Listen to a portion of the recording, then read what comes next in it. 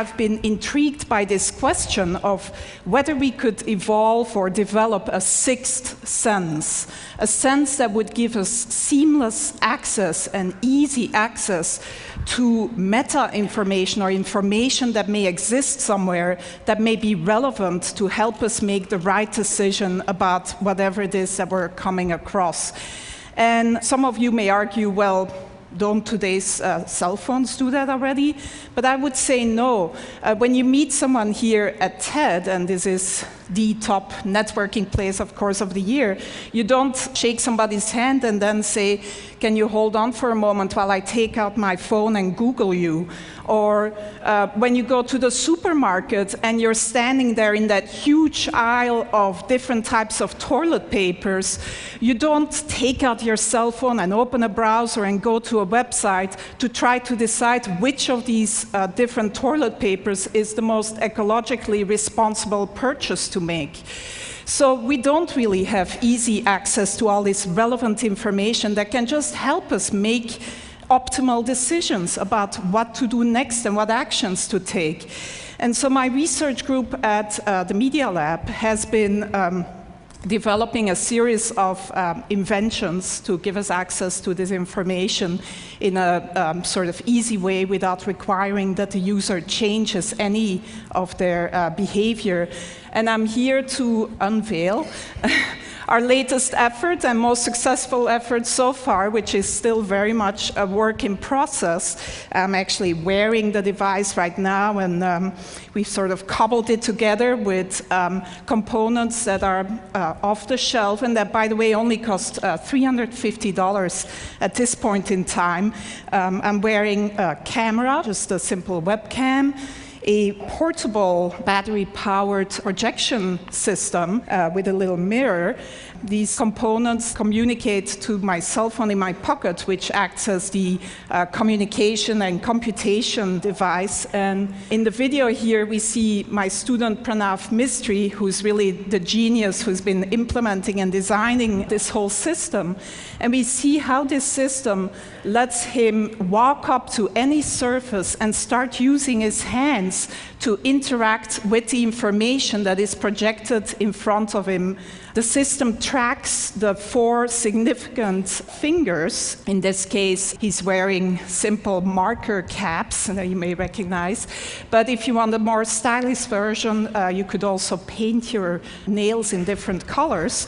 And the camera basically tracks these 4 fingers and recognizes any gestures that he's making, so he can just go to, for example, a map of Long Beach, zoom in and out, etc. The system also recognizes iconic gestures, such as the take a picture gesture, and then takes a picture of whatever is in front of you. And when he then walks back to the Media Lab, he can just go up to any wall and project all the pictures that he's taken, sort through them and organize them and resize them, etc. Again, using all natural gestures. So some of you most likely were here 2 years ago and saw the demo by Jeff Hahn, or some of you may think, well, doesn't this look like the Microsoft Surface table? And yes, you also interact using natural gestures, both hands, etc. But the difference here is that you can use any surface. You can walk up to any surface, including your hand, if nothing else is available, and interact with this projected data. The device is completely portable and can be...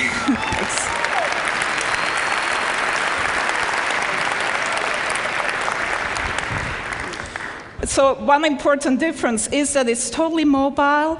Another even more important difference is that in mass production, this would not cost more tomorrow than today's cell phones, and would actually not sort of be a bigger package and could look a lot more stylish than this version that I'm wearing around my neck. But other than letting some of you live out your fantasy of looking as cool as Tom Cruise in Minority Report, the reason why we're really excited about this device is that it really can act as one of these sixth sense devices that gives you relevant information about whatever is in front of you. So we see Pranav here going into the supermarket, and he's shopping for some paper towels. And as he picks up a product, the system can recognize the product that he's picking up using either image recognition or marker technology and give him the green light or an orange light. He can ask for additional information. So this particular choice here is a particularly good choice given his personal criteria. Some of you may want the toilet paper with the most bleach in it rather than the most ecologically responsible choice. But if he picks up a book in the bookstore, he can get the Amazon rating, gets projected right on the cover of the book. This is Juan's book, our previous speaker, which gets a great rating, by the way, at Amazon. And so Pranav turns the page of the book and can then see additional information about the book, reader comments, maybe sort of information by his favorite critic, etc. If he turns to a particular page, he finds an annotation by maybe an expert of a friend of ours that gives him a little bit of additional information about whatever is on that particular page. Reading the newspaper, it never has to be outdated. You can get video annotations of the events that you're reading about. You can get the latest sports scores, etc. This is a more controversial one. As you interact with someone at TED, maybe, you can see a word cloud of the tags, the words that are associated with that person in their blog and personal web pages. In this case, the student is interested in cameras, etc. On your way to the airport, if you pick up your boarding pass, it can tell you that your flight is delayed, that the gate has changed, etc. And if you need to know what the current time is, it's as simple as drawing a watch on your arm.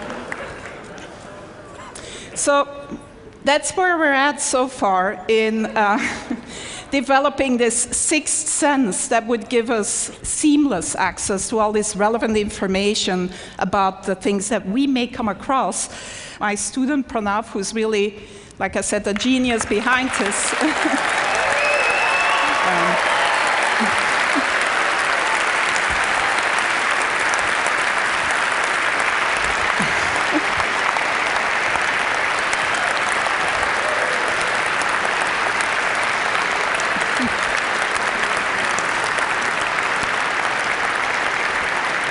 He does deserve a lot of applause because I don't think he's slept much in the last 3 months, actually.